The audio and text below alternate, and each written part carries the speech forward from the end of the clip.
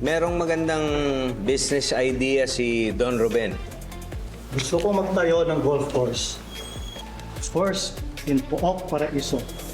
Magandang business opportunity, di ba?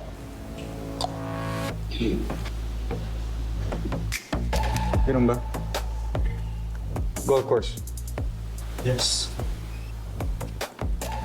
Paano yung illegal gambling business ninyo? Toy, Maganda ba yan? Toy, hindi itong lugar para pag-usapan ng mga bagay na ganito. Sige, Tito Arco. Pag-usapan natin ang mga plano nyo para patumbahin ako.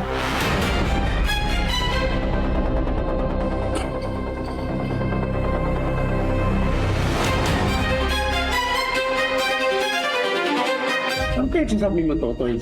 Lasing ka na ba? Hindi ako lasing, Don Lino.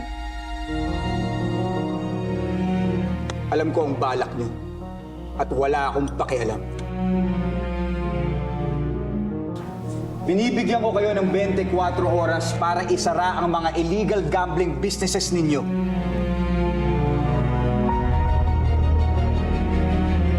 Kung hindi, ako ang makakaharap niyo.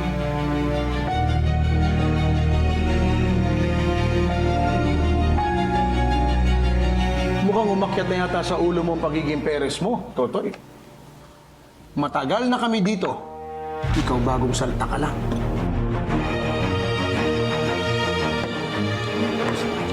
Gentlemen, please. Hindi, dito. May gustong sabihin si Don Paco. Ano yan?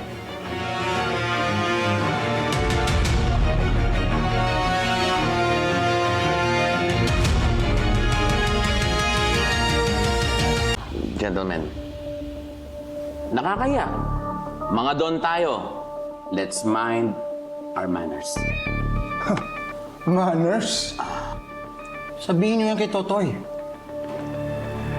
Kasi, ipinanganak itong dukha at walang alam. Totoy! Hey, hey, hey!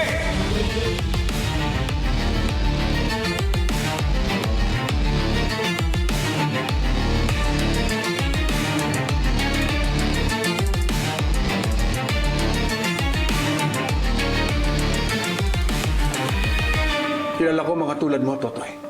Nakakuha ka lang ng konting pera, ganyan ka na umasta. Pustahan tayo. Kung hindi mo kaya iputok yan. Toy, huwag mo nang patulan si Paco. Kahit wala akong pera at puwersa, haharangin at haharangin ko yung mga taong tulad mo, Don Paco.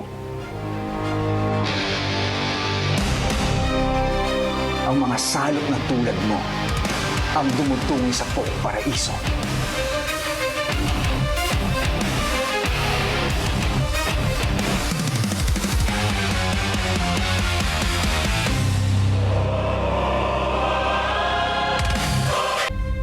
Kaya kumikita ang lugar na to dahil sa amin.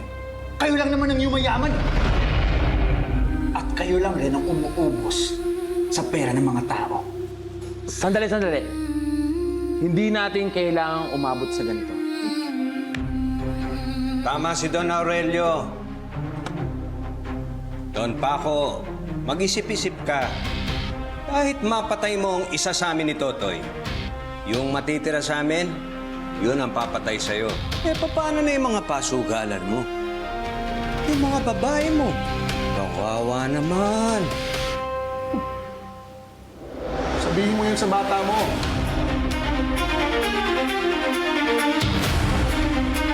Ano, Totoy? Kakasa ka ba?